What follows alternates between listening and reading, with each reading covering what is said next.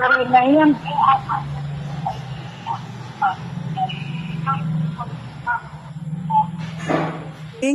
Pag gusto may paraan.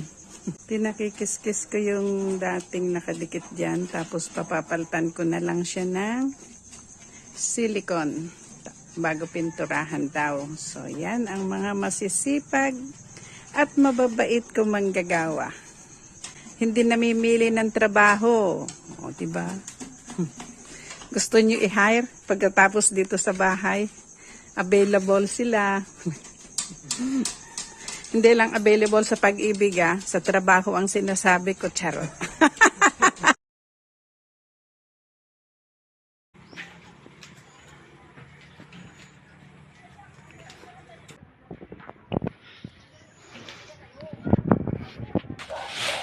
Yan.